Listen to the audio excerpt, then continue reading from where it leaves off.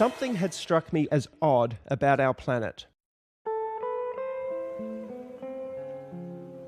When you look at every other species on our planet, they all control their weight automatically.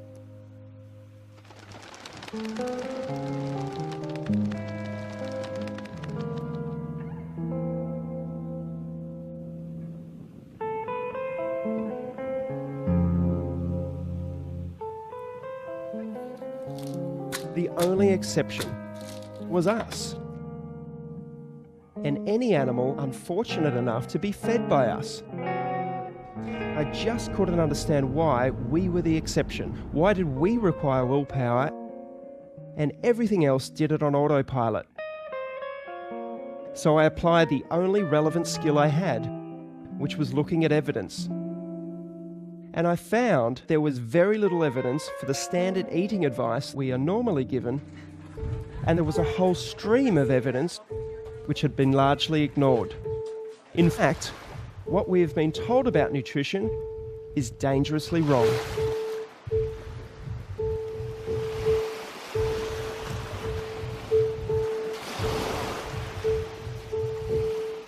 Nome da lakram rakkal. Natanga yung no Heart disease. Tutuk, so heart disease, yep. Tintin. Liver disease. Liver disease. Asthma. Asthma, yeah. Diabetes. Diabetes. No, mana yung diabetes, man. Probably half the people here have diabetes. Yeah?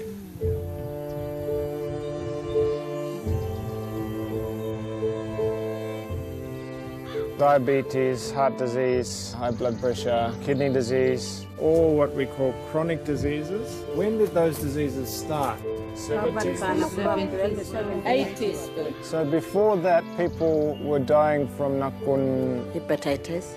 hepatitis, pneumonia, TB. TB. Well, they're all the mulkurumala. These are the ones that came with the Europeans. Bacteria, infectious diseases.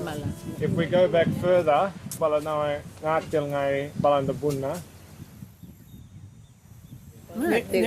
Ya kangatil ya kabyan ay kadalak. Kangatil ya kangatil.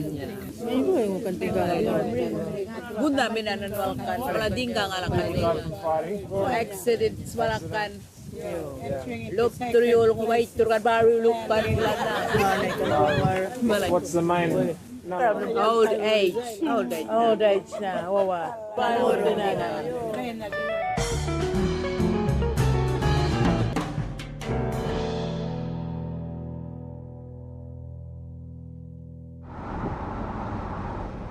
I had this label that I'm a fat girl. I am overweight. I have asthma. I've always had asthma. I have a rescue inhaler, and then I have a maintenance inhaler. My rescue inhaler is becoming like a regular inhaler where I use it 2 or 3 times a day. And I've just gotten used to it now. And I've been in the hospital a couple times for asthma where it got really bad. When people talk about wellness and health and are you well, how do you feel? My automatic pilot is always, I'm great. My vision's getting worse and worse very rapidly. I had 3 fibroids and one was really big. Upper respiratory infection. They put me on a broad spectrum antibiotic, mega doses of prednisone, azithromycin. And so I have this standing prescription. I'll just take it myself. I was also diagnosed with ADD. I don't know if that came up anywhere on there. This is really important. So when was the ADD? I'm like, oh, and incidentally.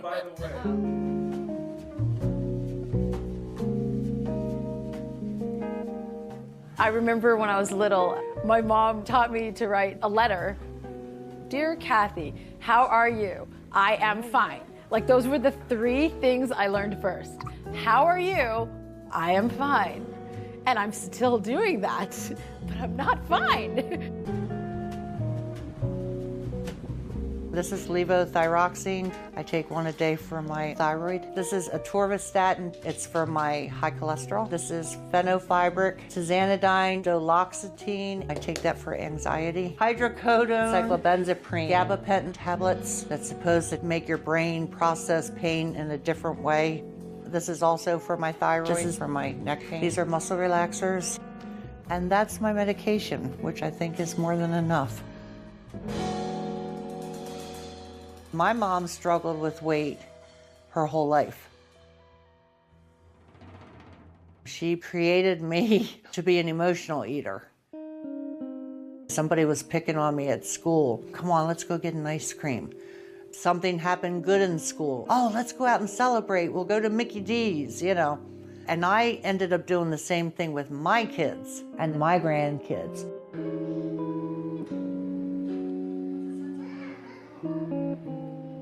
My mom finally developed the Alzheimer's and the dementia. And I saw the progression of the disease from start to finish. And, you know, I forget things now and I can't think of words. And I start thinking, oh my God. You know, I'm the same way. I've gotten to be the same way. You know. This is a vicious cycle that needs to be stopped. Kim, my daughter, she has arthritis. She has lymphedema. She has hypothyroid. Her daughter, Kaylee, is 9. She has celiac disease. Barry's children are 5 and 4. Barry and Lauren, my son and daughter-in-law, they have a daughter, Abigail, who's 5. Abigail, you want to come back with me? Okay, sweetheart. Just step right up here. She has autism. She's nonverbal. She has epilepsy. She has central sleep apnea. No. She has digestive problems. Any trouble urinating, any trouble with bowel movements? She has constipation. Constipation? Okay, she's Yeah. on the Miralax daily for Yeah. that? Okay. Yeah. The hardest part, just having a child that can't speak. I know my wife feels the same way. That's to me, that's like the most painful part. Abigail, look. Ab, look over here. Abigail. Abigail seems like she's doing really well, and then she'll get tired and she'll have a whole bunch of seizures, and it's like she's forgotten everything. It's like her brain resets itself. Playing music? It's really the seizures that compounds her autism. We're counting on average about 50 a day, so she's getting a great big cocktail of garbage. This stuff's pretty mild compared to this stuff. This is called Onfi. This stuff here it's over $1,000 a bottle. My insurance covers 70%, so I get the joy of only paying over $300 a month just for this stuff. Have you noticed any improvement with it? We have, otherwise, believe me, for over $300 a month, she would have been off of it a long time ago. The whole situation makes me mad, but mostly just because how many 6-year-old kids are these neurologists putting on these heavy narcotics? I mean, this is as bad as if you were to go buy heroin off of the street. And that's the first thing that these doctors are trained to offer the kids. That's it. Good job. I hate it. The lump in my throat as I was reading. The side effects, man, I mean, may cause harm to yourself or others, may have rashy, irritated skin, may cause sleeplessness. And I've seen my daughter have some of these side effects. We're gonna need a lot of help for sure. I have no idea. I have no idea how we're gonna do it. Do what? Switch her diet. She refused just about everything except for like the goldfish and Doritos. So.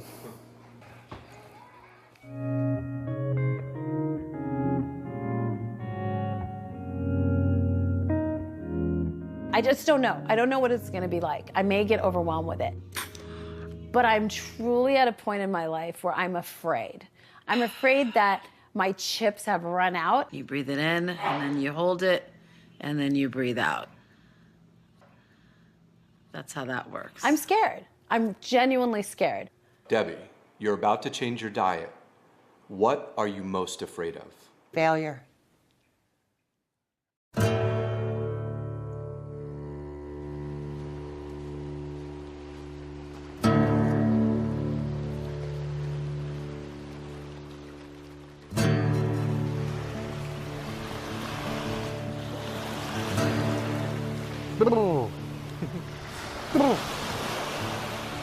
Wishing for luck.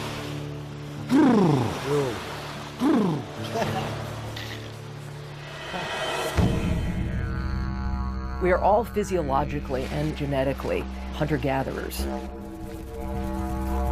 We've only been consuming an agriculturally based diet now for maybe 500 generations or so versus more than 100,000 generations, not 100,000 years, but 100,000 generations on a largely meat and fat-based diet.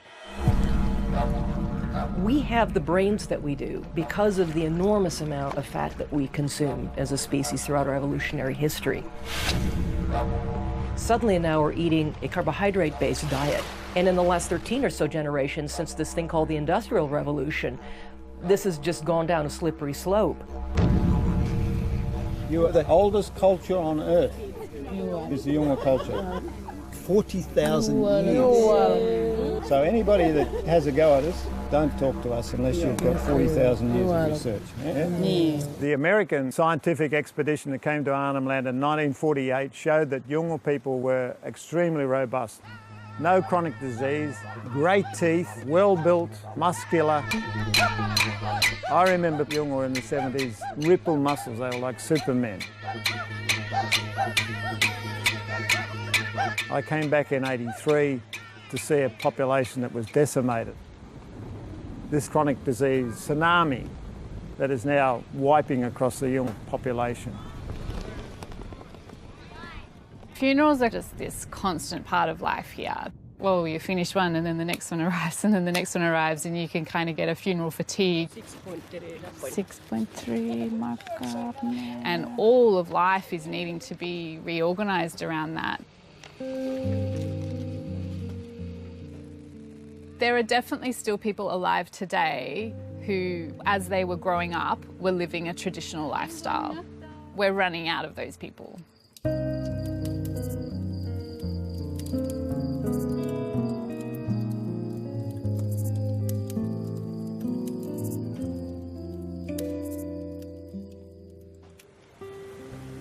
Everybody died. My friends have all gone. Even my best friends, they're not with me anymore. Life's not supposed to be like No.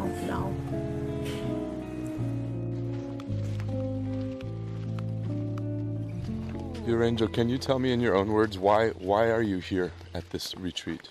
Why I can't talk when I'm walking. Okay, fair enough. Maybe down at the beach when I'm sitting alone. I think my body maybe weren't built to do some walks or I don't know.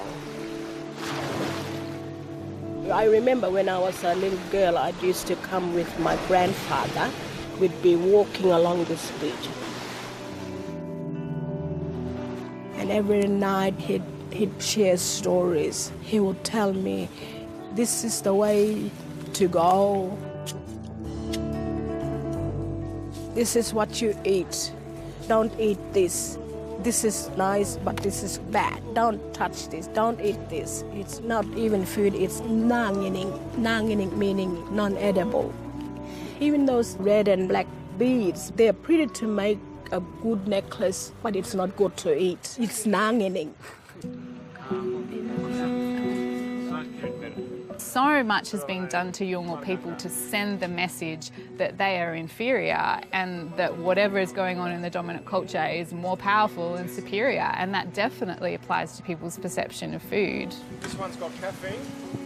Coca-Cola is something that's frequently drunk for breakfast. It's something frequently given to really small children for breakfast. A lot of people look in on that and they think, wow, that family mustn't care about that child. But that's coming from information that these families just don't have. The total carbs in one serving, 28.6 grams, and a serve is 40 grams. They believe they're being loving and caring to their child by giving them good food bought from the dominant culture store. No sugar in this one. But tanga no chemical mala. The Australian government's pumping millions of dollars in to try to fix Aboriginal health. And here's these two individuals that have managed to do what they're trying to do on a large scale. What they're managing to do is to say the way that you had it before white person came was actually the right way. We have ancient wisdom and we have modern wisdom. And I think the two need to work harmoniously together, in balance.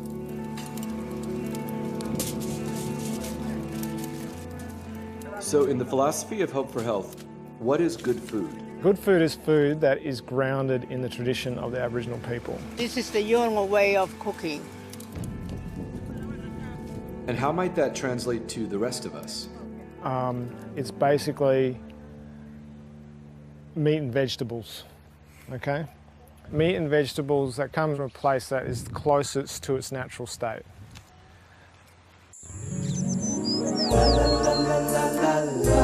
Years ago, there was a commercial for a particular margarine. That's not margarine, that's my sweet creamy butter. This woman, who actually turned out to be Mother Nature, tasted it, and she said, it's not nice to fool Mother Nature, and made lightning happen and thunder. The fact is that processed food is not natural. That's trying to fool Mother Nature. Should I get the trash bag out? Probably. We should be eating the foods that nature provides, not that are scientized, not that factories provide. Would it be okay if I sat down on that chair over here? Go through the store without a problem. Okay, I'm sorry. Your mom is the daughter of my father's sister. So your dad is my mom's uncle. That's right. Dude, everything in there is gonna have to go. I think it's probably best if it does. Pastaroni. What is pastaroni? Pasta. I guess. Even the name in and of itself tells you how highly processed it is. It's somebody's brand name. Abigail, get down. Any food preferences? I know you gave me the 3-day diet diary. Those are her food preferences. SpaghettiOs, chicken nuggets, goldfish. Goldfish is a normal. Doritos. What about drinks? Apple juice. Apple juice. We've hijacked our taste buds with food-like substances that are not whole food, that are not real food. Here's a good one. Imitation vanilla flavor. Propylene glycol, sodium benzoate, phosphoric acid. Doesn't that sound lovely? I don't even know what it is. Right. The whole low-fat thing is completely wrong. So we're going to add more fat to the diet. I mean, good natural fats. That's avocados, olive oil, meat fats from pastured animals like beef tallow, duck fat, lard. Having the federal government get behind the low-fat diet changed vastly the food system. You know, companies flooded in with all their low-fat products, responding to this huge demand. One of the most insidious things that market does for us, light. Light. Misspelled light is even worse than spelled correctly light. Every single day now we have newfangled foods and food-like substances being introduced. And then on top of it, we're genetically modifying and adding chemicals and things that we have no way of adapting to. There's added sugar in everything. Ketchup, sugar, juice for the grandkids, sugar, sugar, sugar, corn syrup. The applesauce is corn syrup? High fructose corn syrup is the second ingredient. I would have never guessed. Fructose. It's not going to be anything in here. We have found a winner. You know what? Scratch that. There's sugar again. That's something. Yeah. Wow. Obviously, we will never again eat cereal in our life. Perfect. Get rid of it. Bread and other grain-related products are really worrisome, A, because of their gluten issue, but most importantly, because of their carbohydrate content. I don't even know if we need to say anything about this. Yeah. Just, Okay. I call wheat the perfect obesogen. Food perfectly crafted to make you fat. Wheat is in all frozen dinners, all breakfast cereals, taco seasoning mixes, instant soup mixes, canned soup, salad dressings. In other words, of the 60,000 products in the average supermarket today, 59,000 have wheat. There is nothing you can get at a grain that you can't get anywhere else. Not even close, in fact. Meat, seafood, vegetables, fruit, nuts and seeds, and eggs have so much more to give. Maple and brown sugar, heart healthy. You know that can't be right, right? Wheat was added 10,000 years ago, which sounds like a long time because it predates the Egyptian Empire, the Greek Empire, the Roman Empire.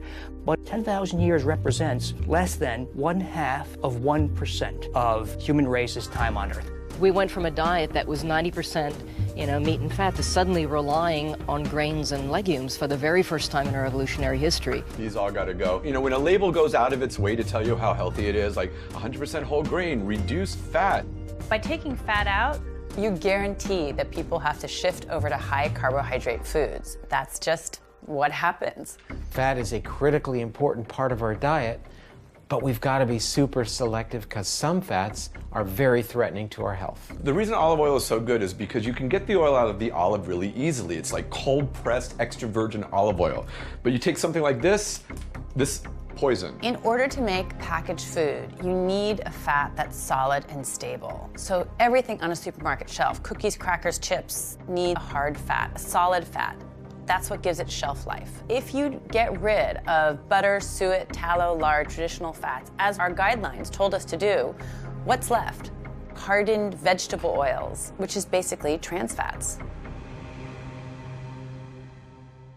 We don't want to use any of the vegetable oils like corn oil or safflower oil, soybean oil. Vegetable oils are toxic. They're industrial oils. They are foods that we could not have manufactured until the industrial era.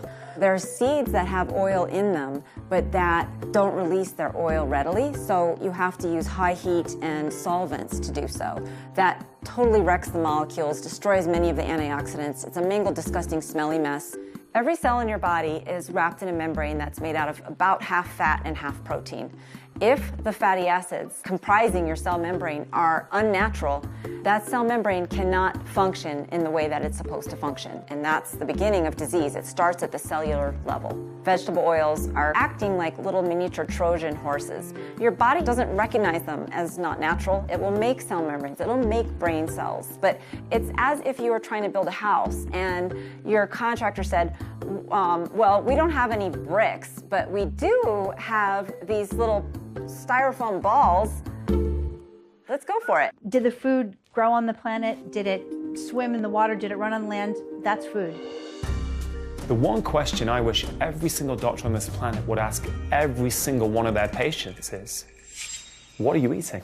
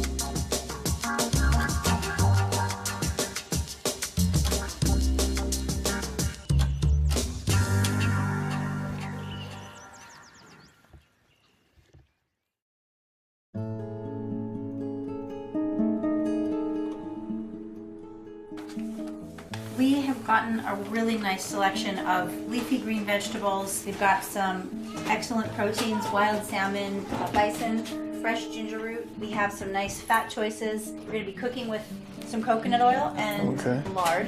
What we're doing is focusing on things that are natural.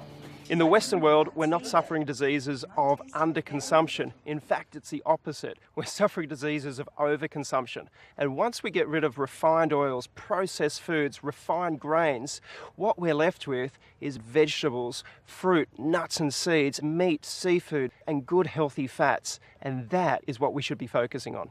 Okay, here's the turmeric. Yep. So we're going to use some coconut oil to the pan. Yeah, Barry, you know the pan spray I had? I had to throw it out. Well, there's no question that the brain can burn glucose. What powers the brain far more efficiently in terms of its energy-producing components, called the mitochondria, is fat. So we're going to get lard all over our hands? Yes. Okay. Our brains thrive in a fat-burning environment.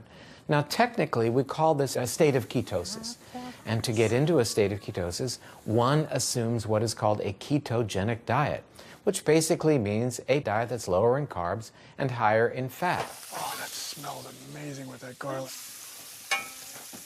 Barry, have you ever cooked anything like this in your life? No. Being in a mild state of ketosis is really the place to be.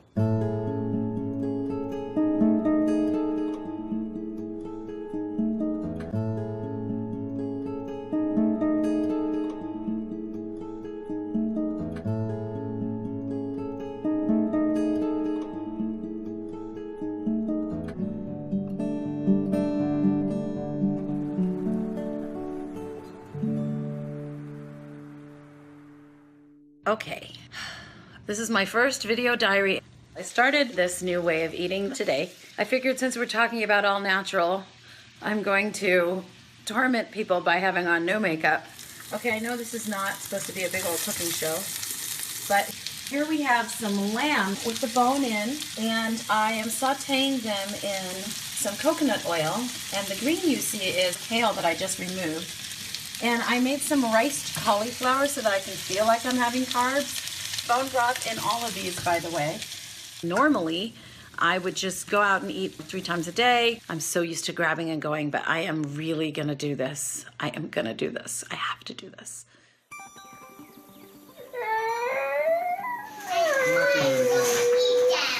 Emma's convinced that we were punishing her. You eat some chicken? No. No, why not? She's like, why are you taking all of my food away? This is mean. I can't eat macaroni and cheese. I can't eat chicken nuggets. I can't eat SpaghettiOs. She just went down the list. Tattering through this list of junk. I'm just like, man, we didn't feed her anything healthy. Like, we literally took away everything that our children have been eating. Okay, don't throw it. Those are scrambled eggs on the floor. She just started pushing my hand away as I was sticking the fork into her mouth. And then she literally crawled across the counter and she grabbed this bag of goldfish that was sitting there and she ripped it open and just starts shoveling handfuls of goldfish into her mouth. It reminded me of when I was a drug addict and I would get my bag and I'd be fiending for something. I'd be fiending for a fix. Oh, for goodness sake. The first 5 days, she starved herself. She barely ate anything. Yeah, I'm burnt out, man. I'm burnt out. That was the turning point. She was just more. I mean, she just was a bottomless pit. Abigail's eating coconut. And from that day forward, it was like she was eating everything I gave her. Everything. There you go. Barry texted me the day that she was eating with a fork. There you go. Good job. He texted me that she had never done that before, that she was eating a piece of steak with a fork. And what is she eating? Steak and kale. And I mean, I was literally jumping up and down, and I think he was too. I was so happy. She just took the fork and stuck the steak and popped it in her mouth like she's been doing it her whole life. It was crazy. So anyways, we're doing great. I'm looking forward to seeing where she's at in another 2 weeks. There you go. Good job. When a little baby's put in your arms and you giggle and they giggle back, this little body is talking to me without language, but talking in their own way, and the baby lights up. He never lit up. We knew from the moment he was put in our arms at 2 weeks old, we knew something was amiss. When he was 3, I decided to put him on a specific carbohydrate diet. Just meat, vegetable, fruit, nuts and seeds. 3rd day on specific carbohydrate diet, he fed himself for the first time. The 5th day, he said his first word. So I almost fell over on my chair. He said, "We come for welcome," because I said, "Thank you." I would always talk to him. And it was always me doing the talking, us doing the talking. And he, wouldn't answer to his name, all that typical autism stuff. I said, "Thank you," and he said, "We come."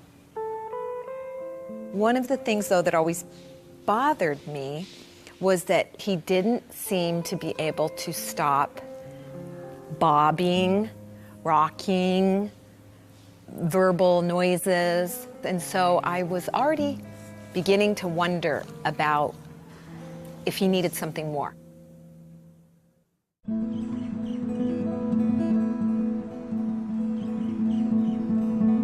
We're at the Shriners Hospitals for Children in Honolulu. We take care of children with brain-based disorders, Specifically, we specialize in autism, ADHD, and other developmental problems. Use this hand and tap your fingers. Our medical study involves a clinical trial. We're investigating not only if the ketogenic diet impacts children with autism, but also how it might impact children with autism. To help with their language, help with their socialization. We want children to be able to interact meaningfully with their families again. You put that one in there. And you can push it off with it. Yeah. The ketogenic diet and the state of ketosis changes the metabolism in the body. And so instead of using glucose as your primary go-to fuel, the body taps into ketones. Do you want butter too, or you're fine? I'm okay. Ketones are acids that the body produces from fat. It cannot be produced from carbohydrates or sugars. He likes coconut oil all over everything. And the body uses the ketones for energy for the brain and the free fatty acids for the muscles. Good balance. Open your eyes. Aaron Thatcher's been on the ketogenic diet for approximately 6 months. He has seen an improvement in some of the core features of his autism, including increased socialization, interaction with his mom. Just to get him peaceful. Yep. It is huge. Brings peace to the whole family. And I would say, you know, our loving interactions are more. Increase independence and self-care skills, decrease in his stereotypic repetitive movements and behaviors. Aaron, we're going to put these puzzles together, okay? Start with these, and I have some here, and let me know when you need more. As evidenced by his scores on the ADOS, he initially, pre-diet, had an ADOS score of 16, which is in the high range for autism. And on his 3-month follow-up, had a score of 8. What do you like doing that makes you feel happy and cheerful? Coming here. Coming here? You like coming here? Okay, what are some other things that make you feel happy? Taking a bus. Taking a bus, that sounds fun. Okay, how about things that you're afraid of? Are there things that... Turtles. Turtles like in the story that we read? The ocean. Oh, the honu in the ocean. That makes you feel afraid? I was watching Aaron take the ADOS, and there are questions on the test, like, what do you find scary? And he said, turtles. Great, A+, right? So I said, can you say that in a complete sentence? Given the opportunity, he probably could. He did. We did give him the opportunity. Can you tell me in a full sentence? I'm afraid of turtles. Awesome. Tell me in a full sentence what makes you feel happy. I feel happy. I took the bus. Awesome. That's more therapeutic than the question that we asked him. Do you ever feel sad? Can you describe what it's like when you feel sad? Sometimes I feel lonely. What makes you feel lonely? When I be by myself. Oh, can you say that in a full sentence? I feel upset because I'm a lonely person by myself. There are some common metabolic processes in the body that exist within every cell in our body. If you take in a medicine, you're targeting a specific mechanism within the body. Whereas if you approach it more broadly, such as through food, we might be able to influence a variety of organ systems, including the brain, the pancreas, the liver, muscle cells, blood vessels, etc., through one intervention.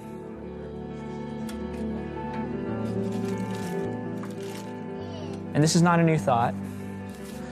This is an old thought, thousands of years old.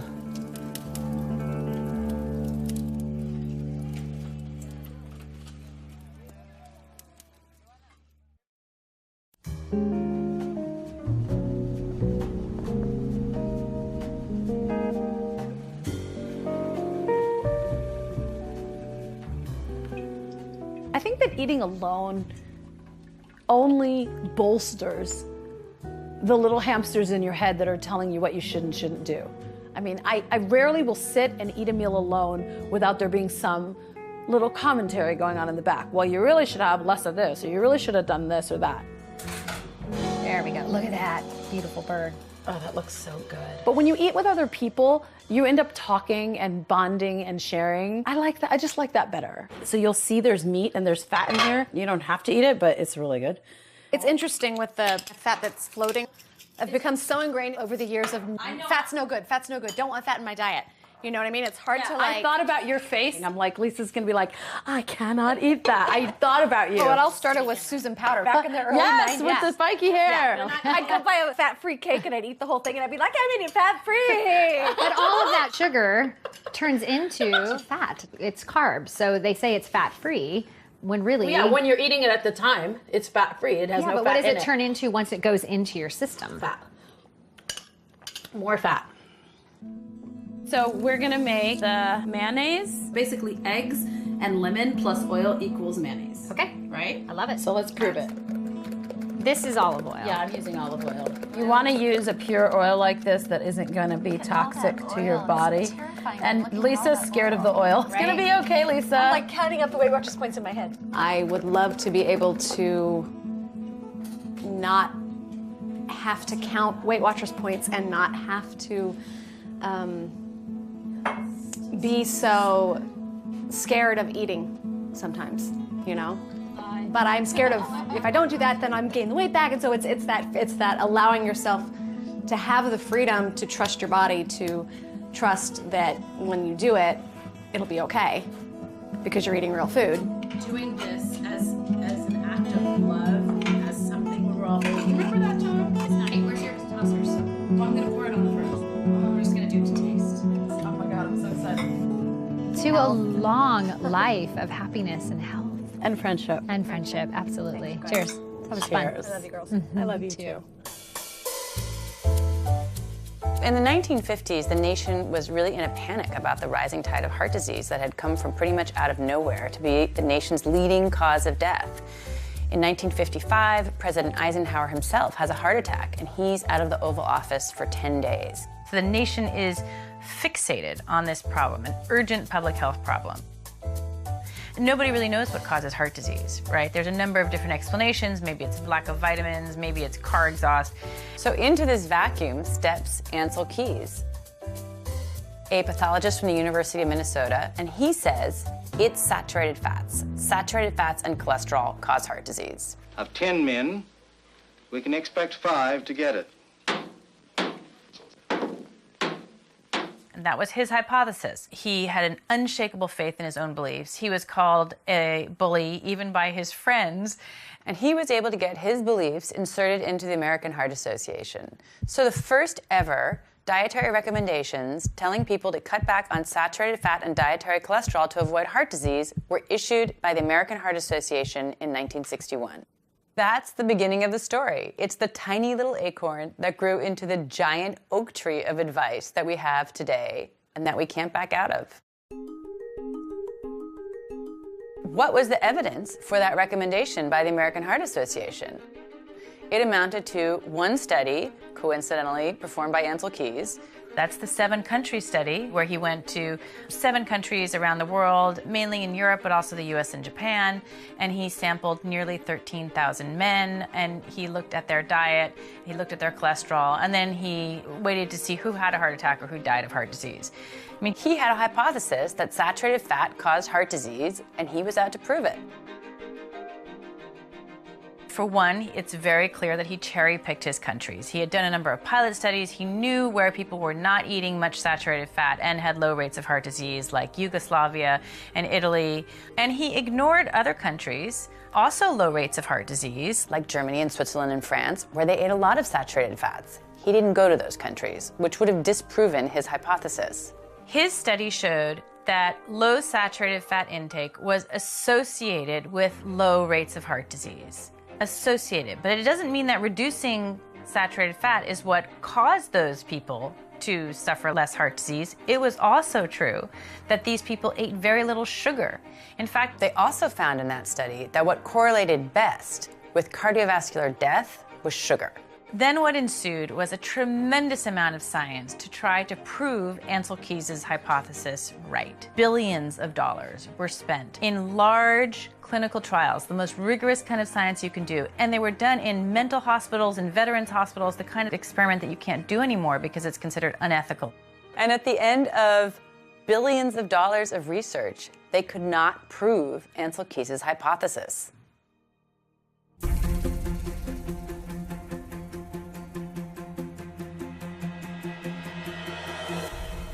We have lived a lie for 50 years. Professor Timothy Noakes is one of the very few scientists in the world who have an A1 rating. Sports scientist Timothy Noakes begins his defense against unprofessional conduct. The charges against Noakes were laid by the Association of Dietetics in South Africa after he advised the mother on Twitter to wean her child onto a low-carb, high-fat diet. The health dietitian tweeted, "Don't listen to him, it's a terrible thing to say, I'm going to report you." This was seriously harm our profession. The dietitian went on and lodged a complaint with the Health Professions Council of South Africa. That's the regulatory body for unprofessional conduct. That is the most serious charge you can level against a medical doctor. It's time for us to take charge of our nation's health. This is the modern-day trial of Galileo. Good morning. It's the 16th of February 2016. We continue with the professional conduct hearing against Dr. T. Noakes. And Professor, you are still under oath. Thank you, Madam Chair. Yes. This is a unique event in the history of modern medicine, that a scientist has been charged with giving unconventional advice and can get up there and say, actually, it is not unconventional. It has been in the literature. The Association for Dietetics in South Africa is very, very much a gatekeeper of nutrition advice and the official dietary guidelines of South Africa. It's time to look at the results and the outcomes and say maybe we got it wrong. And Professor Noakes is building a really powerful case for what really lies behind the epidemic of non-communicable diseases around the world. That's obesity, diabetes, heart disease, cancer, even dementia that is now being called type 3 diabetes because of its links with diet. I'm talking about insulin resistance, which is so prevalent in this country. What actually lies at the heart of its case is the science, the wealth of evidence that supports low-carb, high-fat eating, and equally that high-carb, low-fat isn't so good for you after all. One of the definitive studies of the low-fat diet was done in the United States by the National Institute of Health to prove that the low-fat diet reduced the risk of cardiovascular disease, and they invested $700 million into it. There were 48,000 postmenopausal women who were going to be studied for 8 years. They were divided into two groups. 40% were assigned to the low-fat eating pattern, and 60% could just eat what they liked. The low-fat group were told to reduce their energy from fat to 20% and from saturated fat to 7%, and increase their fruit and vegetable intake to at least 5 servings per day and grains to at least 6 servings per day. So that would be the dietary guidelines for Americans. And what did they find? After 8 years, this amazing study, the low-fat diet did not significantly reduce the risk of coronary heart disease, stroke, or cardiovascular disease, and achieved only modest effects on cardiovascular risk factors. So after all that effort, that was the outcome. In the 35 years we've been following the guidelines, animal fats are down by 17%, red meat down by 17%, eggs are down by 17%, whole milk down by 73%. So everything we've been told to cut down on, we have cut down. And everything we were told to increase, we increased. Grains are up by 41%. Vegetable oils up by 91%. Fruit up by 13%, vegetables up by 23%. So on the whole, Americans have been following the guidelines. It leads you inevitably to the conclusion there must be something wrong with the guidelines themselves. There were parts of the study which were a bit worrying. And this was women who were sick at the start of the trial with diabetes. This healthy diet should make them even healthier. But it didn't. Women with diabetes did worse. And what I found interesting is they've never reported the 8-year data on the women with diabetes in that study. And you have to ask, why? When these study results are coming out, they're deeply inconvenient. This hypothesis has been adopted not only by the American Heart Association, but also by the National Institutes of Health, the entire federal government, medical societies, and a number of industries, the vegetable oil industry, ADM, Monsanto, Bunge, some of the biggest companies in the world, and the grain industry and the soybean industry. So these results had to be ignored somehow or suppressed. I've been left with a very disturbing feeling that this hearing was set up from the very beginning. We'll adjourn tomorrow, 10 o'clock sharp. There is much more at stake than a simple tweet. There are powerful vested interests. People stand to lose a lot, whether it's status, money, in accepting Professor Noakes' viewpoint.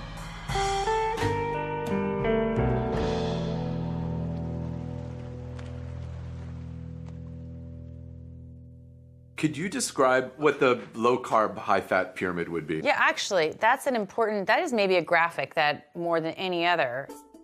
What you have to do is take the existing food pyramid and turn it upside down so that everything that used to be in the base of the food pyramid, grains, carbohydrates, really has to be up in the tip.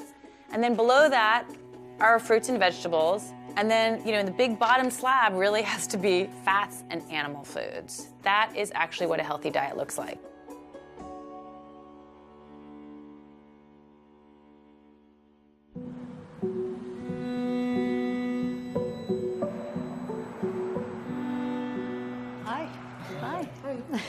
I was so excited to come here today to see if there's any changes with Abigail. The first time I met her, she was walking on top of the windowsills. She's a climber. Abigail, get down. Flopping all around on the couches. She comes in and... Hey, cutie. She's absolutely calm. Say hi. Hi, Abigail. Do you remember me? It's very exciting. Very exciting. Can you say hi? Seems like she's losing some of that massive belly. It looked like she was like constantly bloated. That seems to have decreased. Her bowels have regulated. They were using a laxative every single day. And I don't know if you noticed that when you're trying to present her something that she doesn't want. No. She's actually saying no. Yeah, I noticed that too, actually. Like with her mouth, she's actually saying no. She's able to concentrate and she's able to progress because she's not running all over the place and she's not seizing. Her seizures are going down, and we have tangible data from the school. We are actually starting to wean her off of the anti-convulsory narcotic that she's on that I think you guys heard plenty of complaints from me about. These are great strides within just 5 weeks. It's great. What do you make of his sort of subdued attitude about all that? They live with Abigail day in and day out. You don't see your children grow. That's incredible news. Yeah. Is that not big news? Yeah. I have faith in bigger, better things, man.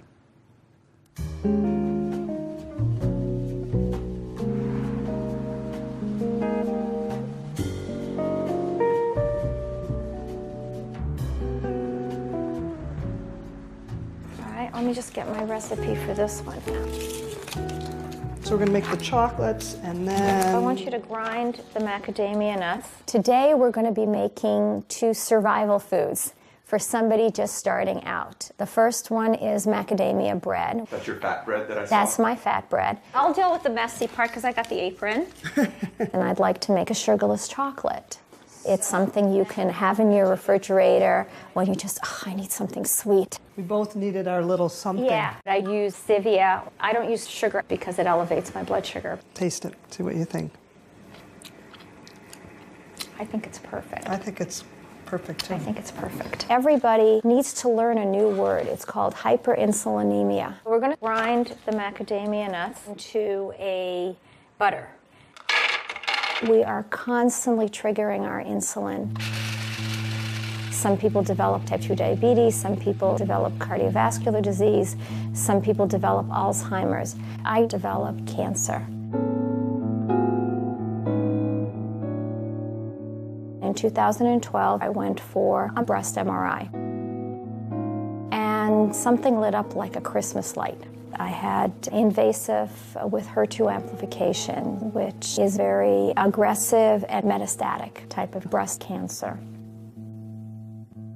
I'm going to add the coconut butter. Cancer cells have an Achilles heel. You inhale oxygen, your bloodstream carries oxygen throughout your body, so that's an energy source for healthy cells. And that energy is used by the mitochondria, which is in the cytoplasm of the cell. But cancer cells can't do that. Don't do this if you have granite. They can't get energy from oxygen. Cancer cells need to ferment. They need sugar and refined carbohydrate to proliferate. Do you ever see Star Trek, The Trouble with Tribbles? Okay? Do you remember at the end they say, I figured it out. If you don't want them to reproduce, stop feeding them. And that's what cancer is. So I started a ketogenic diet. A ketogenic diet is a high-fat, very low-carb. It's like Atkins on steroids. This particular diet for cancer means 80% healthy fats, 10, 12, maybe 14% protein, and no more than 12 grams carbohydrates. Oh yeah, look at how nicely it rose. All I was looking for was to prevent it from metastasizing. And surprise of surprise, it started shrinking. My tumor started shrinking. You can see it came out gorgeous. And my last MRI, the radiologist said, had I not known you were diagnosed and treated, I would look at this from another patient and say, nothing to see here. So you never actually went through chemotherapy? I didn't do surgery, I didn't do chemotherapy, and I didn't do radiation, no. The headscarf is a religious. Right, it's not a yes, chemotherapy. absolutely. No, I have my hair. I don't know how to ask that. I have my hair.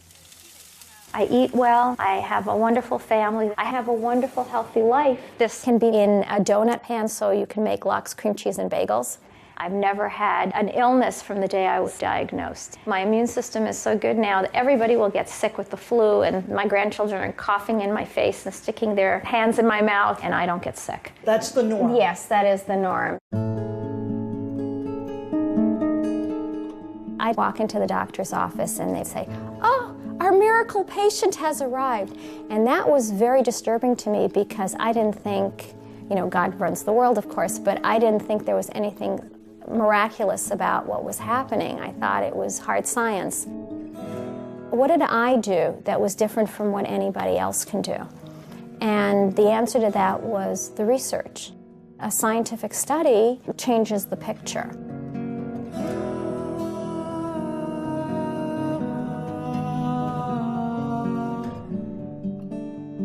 Cancer is described as an immensely heterogeneous disease. That's in fact a buzzword that's now very much in the literature. If you have a primary tumor, this cell can have this mutation, and right next to it you can have a cell that has different mutations, and the cells in the metastases have still different ones. And so what happens is, no matter how you target your cancer therapies, you're going to end up catching some of the mutations, and then some of them are simply going to be mutations you didn't hit with these particular therapies, and then those cells are going to be the ones that survive and come back to get you. Most cancers are treated by cocktails of multiple drugs which fail. They also subject the patient to toxic side effects and poor quality of life while it's failing. But in some respects, the more heterogeneous the cancer gets, the more it tends to converge to a common metabolism. That cancer cells depend on glucose as a source of fuel. That then could lend itself to a metabolic approach which targets just that. I don't know that that's going to be the case in most cancers, but it still doesn't stop me from being optimistic about the idea of using diet as an adjunct to chemotherapies and other forms of therapies to improve the overall efficacy of treatment. So I can make anybody fat. Insulin causes weight gain. So for example, if I prescribe insulin to people, people gain weight. I could make you obese. I just have to give you enough insulin.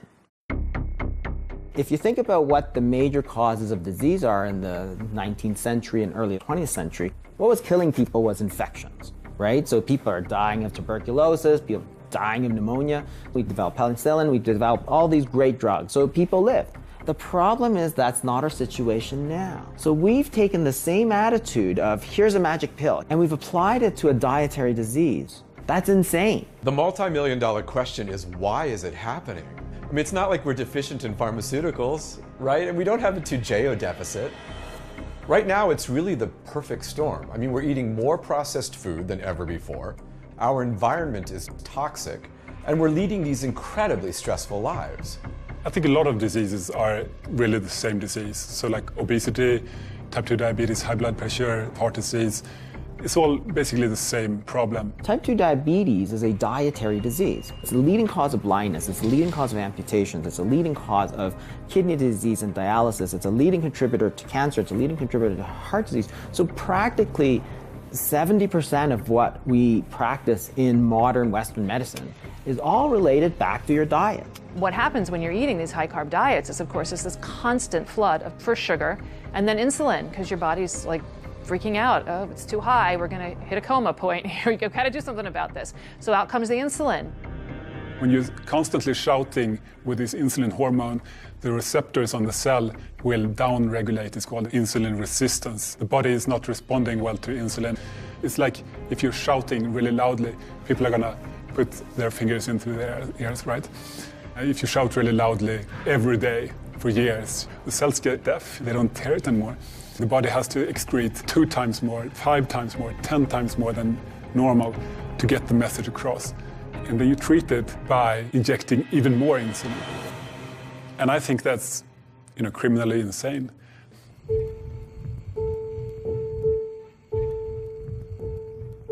When you start on the Lantus, which is the long-acting insulin, you start at a certain number and then you gradually increase it by like 3 to 5 units a night based on what your sugars are. So I think I started out at 20. This is 4 years ago. And I was up to 55 in no time. When you look at diabetes type 2, it affects every single system in your body. So it's not just the insulin and the sugars. You end up getting, I have peripheral neuropathy where I've lost feeling in my feet. I have gastroparesis. I have early kidney disease. I have, what else? I have coronary artery disease. The arteries in my whole body are pretty much affected. This carotid artery is 99% occluded, meaning that I could have a stroke at any time. We had talked on Friday. Yes. And so you decreased your insulin even more. Did you have any issues this weekend? Where were your sugar levels? No, they were all good. Last night's was 91. Since the 2 months that I've been doing this food program, 2? Yeah. It may just be 6 weeks that she has been here. Yeah. I've lost 17 pounds. And within a month, we were able to decrease her insulin by half, even more. I don't have any more sliding scale, regular short acting. I have the long term is down from 50 units to 20 units a night, which in the long run is going to save me a whole bunch of change. If things keep going the way they are, the possibility is that she could cure her diabetes with food. Can you imagine? I was hopeless.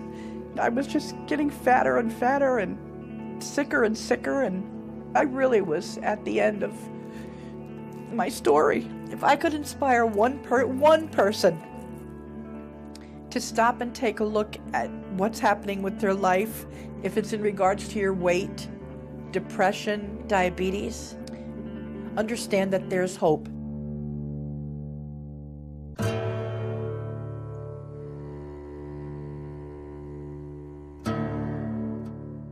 When they rounded up the tribes in this country and put them on reservations, they were starving, and the U.S. government gave them commodity foods. It consisted of white flour, sugar, and lard. What do you do with white flour, sugar, and lard? Is you make fry bread. It's our concentration camp food.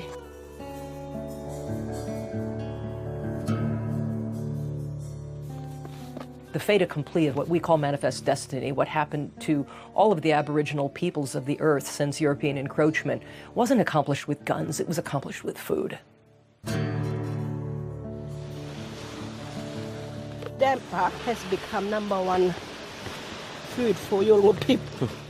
Settlers, missionaries, they gave us damper, and our grandfathers, grandmothers, and all our families, they liked it. That is looking yummy. These modern displacing foods were being brought in as rations by the missionaries. They're very addictive things like tobacco and sugar and flour. You must have a damper with a syrup or rice jam. it's required. Must be. Must be, always. But even if you took the syrup and the jam and all that stuff off of the damper, it would still be... It would still be bad. It's still yakka. Yakka menmak. Yakka menmak. Yakka menmak.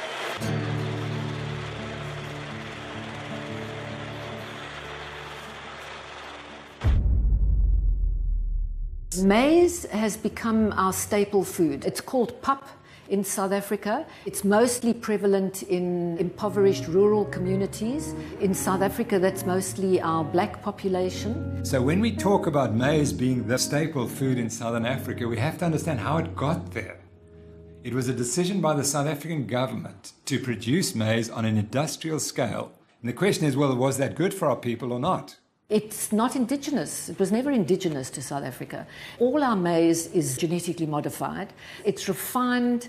It's high carb. You might as well be eating a bowl full of sugar. And dietitians, including the one who laid the complaint in the first place, are proponents. And I'll argue that it was the introduction of maize and making this a staple food which has been a problem for us. Madam Chair, objection. I really can't see how the details about something based on a conspiracy theory is relevant. Madam Chair, in respect of the influence of industry driving the obesity epidemic, there were sponsors for ATSAN. There were a number of sponsors, including Kellogg's, Pillsbury, etc.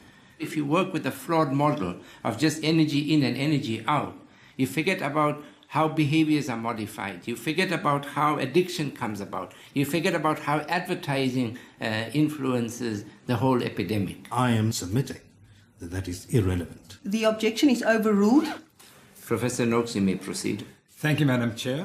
What I learned during the process is the key to this debate, that industry completely controlled what the information coming out to the public was.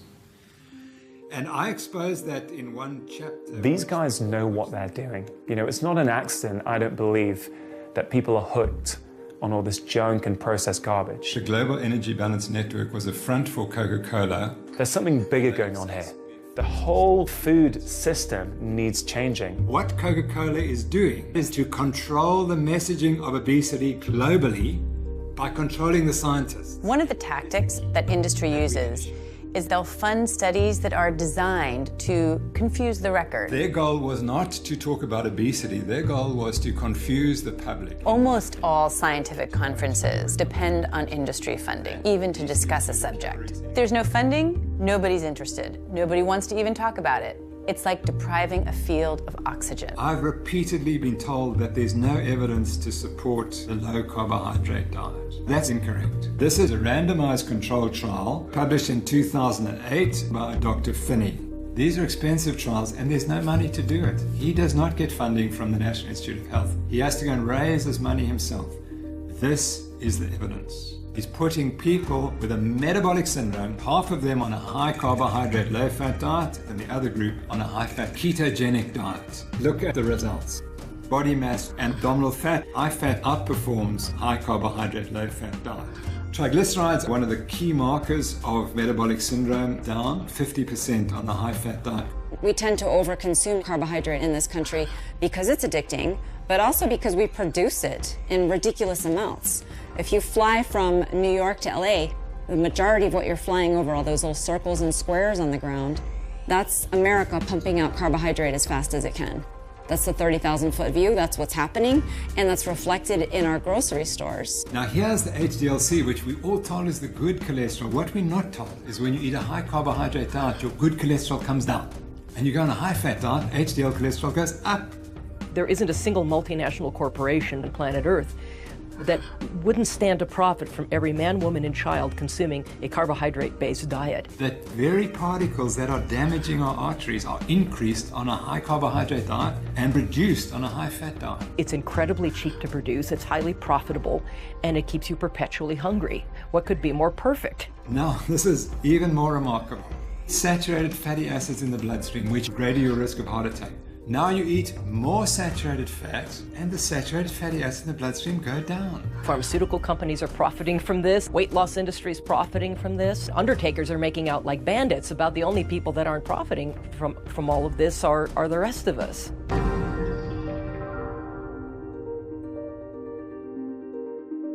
All right, this is what it looks like when a yuppie tries to approach a couple of cows on a farm. The biggest drawback was the budget, because it's very expensive to eat healthy.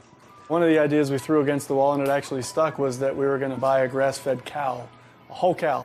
Emma, why don't you go with Mom to pet the cows? We saved over $400. For tens of millions of years, long before we ever came along, grasslands and ruminants co-evolved. Cattle are basically designed to eat one thing and one thing only: fresh green grass. Check it out. Yeah, buddy, grass-fed meat. I've got hamburger, I've got T-bone steaks, porterhouse steaks, I've got liver. I didn't like it as a kid, but I thought, came with the cow, so I'm gonna see what we can do with it. The butcher, he's like, oh, you got bones for your dog, huh? We're like, no, they're for us. Like, we used to have 40 more species of large herbivores roaming across North America before the end of the last ice age, and we had 60 million bison thundering across the Great Plains.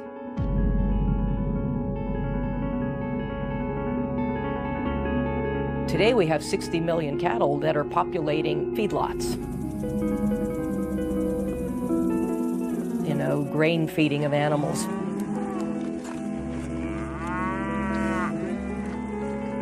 And what do grains do to cattle? They fatten them up.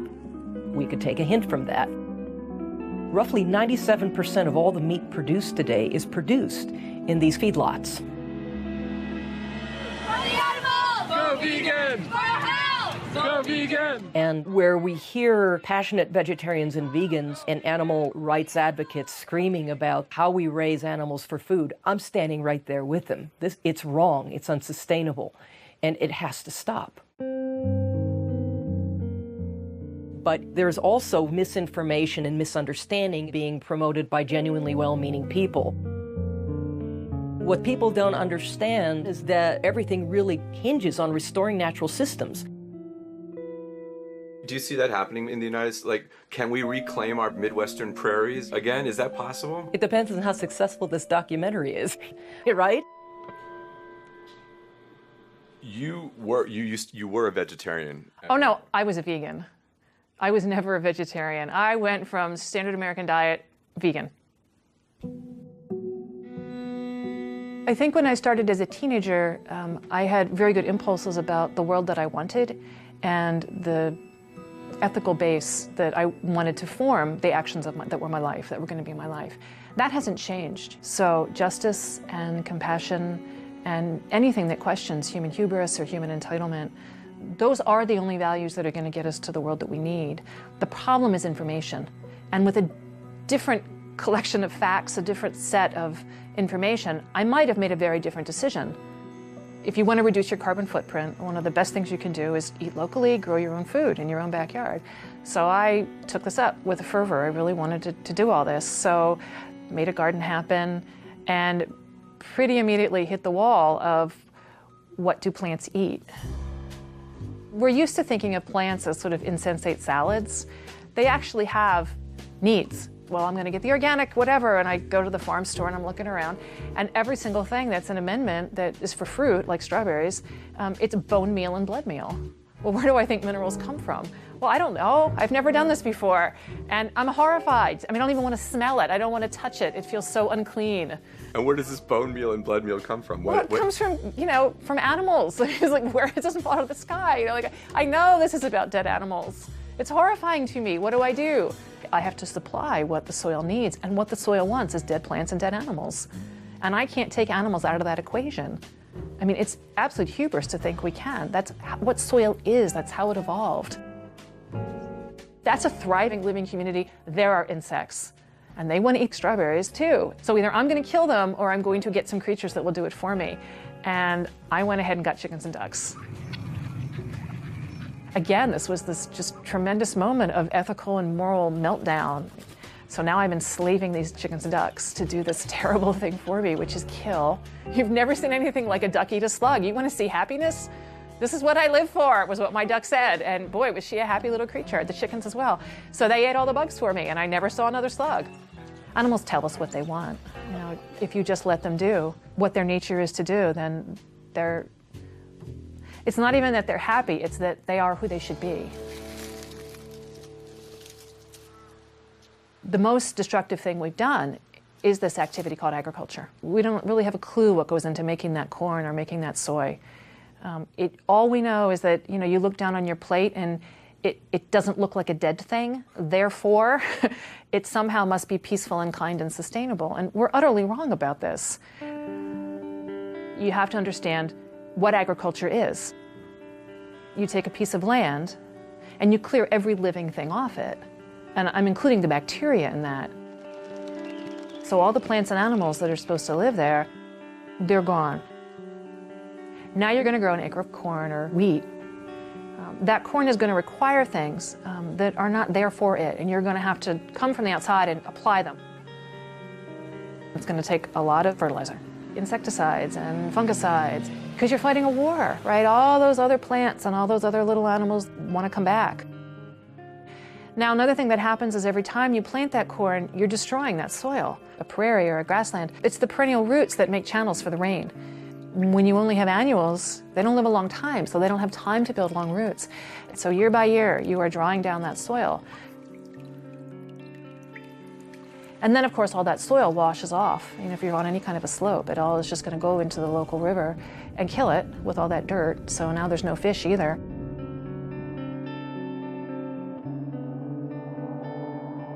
In the meantime, though, while the corn is still growing, you can transport it to a miserable cow living on a cement floor inside a steel building and feed that cow for about 60 days. Past that point, she will die from the corn because it's not her natural diet. But until that point, she will get really fat really fast, and then slaughter her, feed her to humans. So you're going to make people sick eating this meat as well. As far as I can tell, this is nothing but death and destruction from the very beginning to the very end of this. Now I'm going to walk you through another scenario, which is you take the same acre of land, but you don't hurt it in any way. You let it have its own wisdom, its own impulse toward life, its own wild way. And what you have is a whole bunch of perennial plants growing there. You have a whole bunch of really sturdy grasses. You've got big birds and you've got ground-dwelling birds, and then you've got small mammals and larger mammals. You might even have, every once in a while, a really big mammal come across there. You know, you might have a wolf or a bear or somebody. And in the meantime, you've got a ruminant.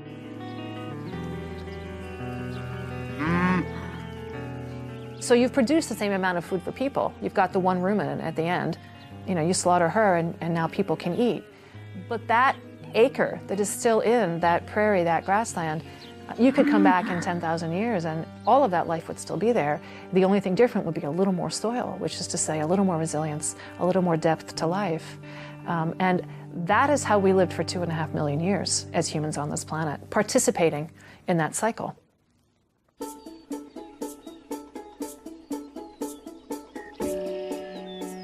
We're here in the Shenandoah Valley of Virginia, and what we do is pastured livestock. In nature, herbivores live in large groups and they migrate. All we're doing is duplicating that kind of migration, moving the animals across the land so that this choreography, this ballet of the pasture, can perform its dance on the grass. When people say eating this way is unsustainable. Oh, listen, it's not only sustainable, it's actually what we call regenerative. It allows the grass then time to regrow, to recuperate. Grass is essentially 95% sunshine. This takes sunbeams and converts it to something that has weight. And amazingly, the herbivore can take this, ferment it in her rumen, and turn this into arguably the most nutrient-dense food in the world. Grass grows in what I call, an S curve. You can see that S. So diaper down here, teenage, rapid growth, and then nursing home out here. What we want to do is keep this forage in this rapid growth state as much as possible.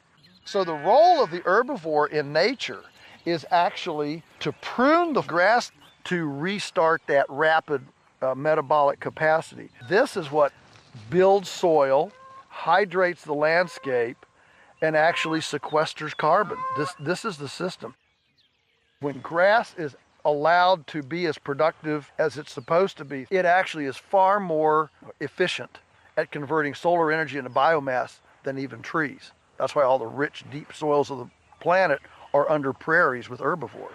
And if every farm in the world would do this, we would sequester all the carbon that's been emitted since the beginning of the industrial age in fewer than 10 years. When a confinement animal facility shows a picture of this hog factory or chicken factory or whatever, They're not showing all the land that's required to grow the grain to keep it going and all the land that's required to handle all the manure that it's generating. In this system, you're seeing all that land.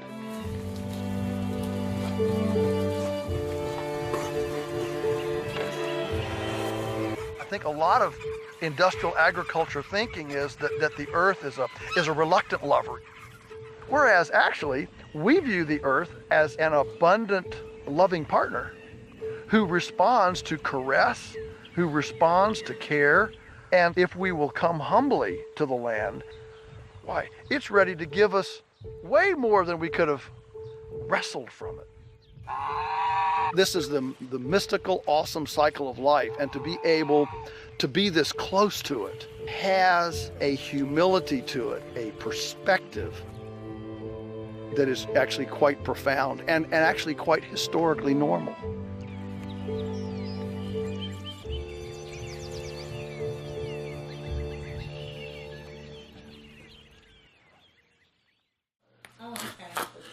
Really, for the past few years, every time I've spent time with my mom, just like her cognition reminded me of my grandmom. Like it was starting to remind me of like those early stages of my grandmom. My son just told me not too long ago, he said, I love you, and I'm really becoming concerned with you. You're starting to check out of life. I see you starting to deteriorate the same way that she did. That scares me. I used to get these horrible headaches. I was battling depression. I would just start to cry. I would tell my husband, I said, I'm tired of this. I'm just tired of feeling like this.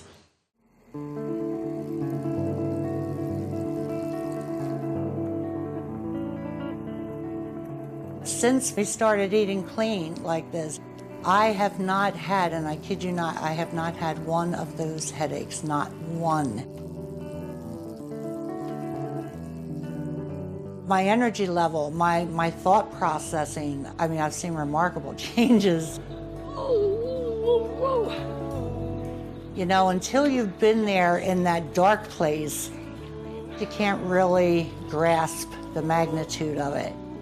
I have been there and I have lived that. It's like a vicious cycle, you know? And this is just so much better. Does it taste like a strawberry? Was it good?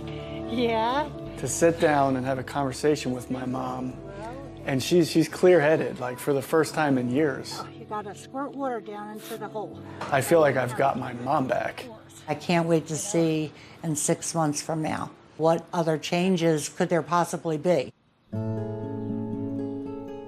The good news is something I never thought I would hear myself say, that I am completely off all insulin. Oh, Patty, Yeah. congratulations. That's incredible.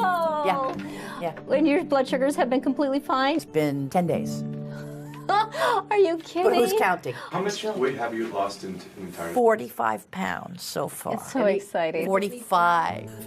I think that's 3 dress size. I'm halfway. I would like to lose 90, so. I find that so fascinating. The first lines of defense are always like, take this pill, take that pill, that medication. And like, oh, you're at the end of your rope. And say, maybe you should try changing what you eat. I think I always knew that, but I don't think I knew how. And as much medical knowledge as I have, even nursing, I don't think they teach you enough about nutrition. I mean, that kind of makes me a little bit embarrassed to say, but it's been a whole big lot of reflection. A whole new world opened up. I think that's what was amazing to me. I mean, I just... Yeah. Anyway, I'm happy. That, so thank you for that. Thank you. There's something implicit in all of this that no one seems to be saying. The human body is a vastly complex system, but how we fuel it is really simple. If we fuel our bodies correctly, then the complexity should just take care of itself. So, metabolically speaking, there are really only 2 fuels we can use. They are sugars and carbohydrates, which is glucose, and fat, which is ketone bodies. If we go with the notion that fat is the fuel that nature has intended, then suddenly all the dominoes just fall into place.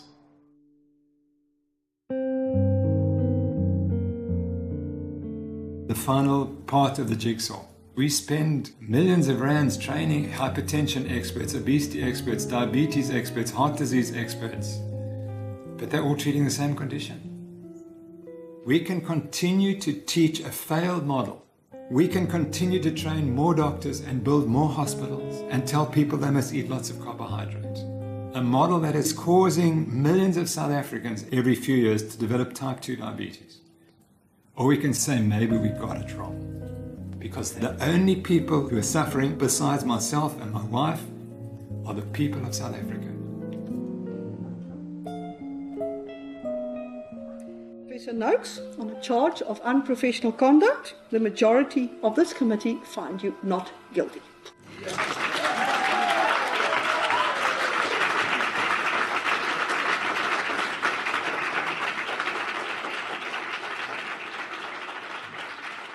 You've got to let it go and watch it grow. 'Cause it takes every voice to make this world whole. It's been about 5 months since I started eating this way. My clothes fit better, my skin is clearer, my voice is clearer, my mind is clearer. This is all about the freedom you want. I was having ongoing respiratory infections most of my life. I haven't had a single thing. No antibiotics whatsoever. No antibiotics. I haven't needed it. I haven't used my inhaler for about 3 months for any reason whatsoever. But I did not expect my lungs to clear out. But to actually sit down and talk about it. No more inhaler. From the first unto the last, connected, Our bodies are perfect. directed, we fly. If you don't actually take a moment to just revere the way nature works, just truly look at it, at how perfect it is, you're in for trouble. 'Cause if you listen to the voice within, a melody will soon begin, and you'll feel the vibration in your soul.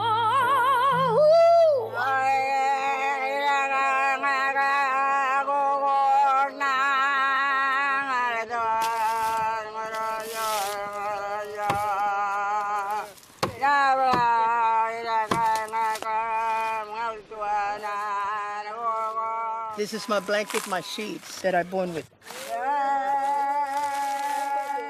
My mom used to always make me warm with this, like this.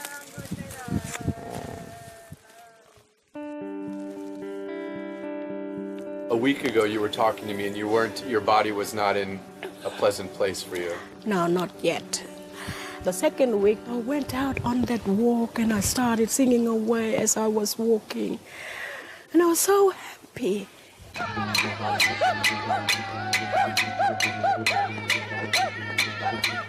My body was rejoicing. Rejoicing? Brilliant. And I felt, this is the first time that I have ever felt flexibility, the refreshment inside. From this time on, I am going to look after my body. How's the asthma? No, I haven't been worrying about it anymore. I think it's gone. You look at the problem of Indigenous health and it just seems like this massive epidemic that's just so huge and impossible, and how can you find a pathway through it, and so many resources have been poured into it, and I think so many Australians are frustrated about how many resources have been poured into it and we're not seeing any results, and it feels like this hopeless solution. And then it's crazy when you can get people in a situation where you can change what they're eating just for a few days, and you can already see these incredible improvements in their well-being, in their blood pressures, in their blood sugar levels, and you think, how can it be this simple? It can't be this simple. It can't be this simple, but it's happening.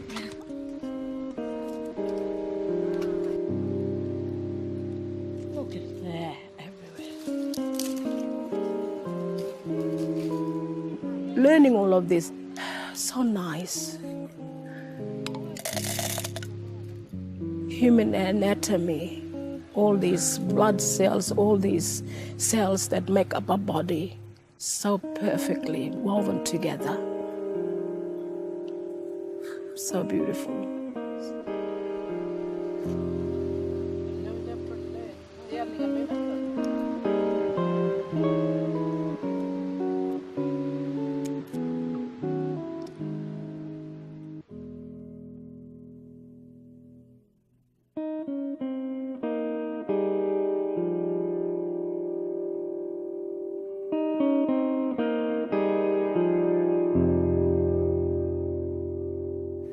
touch your nose. Touch your nose.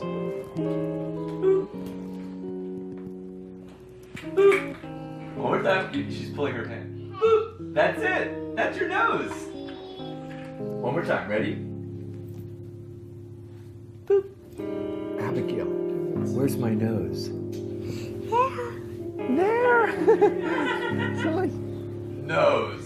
It's almost like her brain has had this certain way of functioning. Like biologically, it's functioned as a brain of a person with autism until we started to give her the nutrients that her body and her brain needs to start functioning normally. Can I have the block?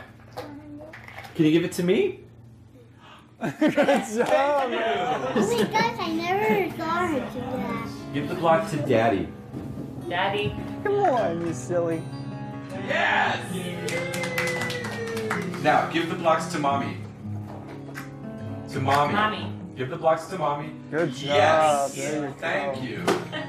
But at this point, she's like 6 years behind, so she's starting at the level of a 2-year-old, or whatever developmental level that Abigail's at.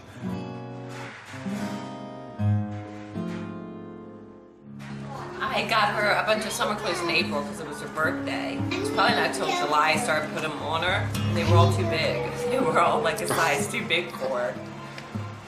She looks amazing. It's such an easy recipe, I've got it memorized. It's 4 eggs, half a cup of almond butter, and a cup of squash. So no grains? No grains. And I always melt some ghee over top of the pancakes so she gets some fat. There's a child trapped in this body that is, you know, crying out to be released, you know? Hey! Hey! And it's like she's waking up. Yeah.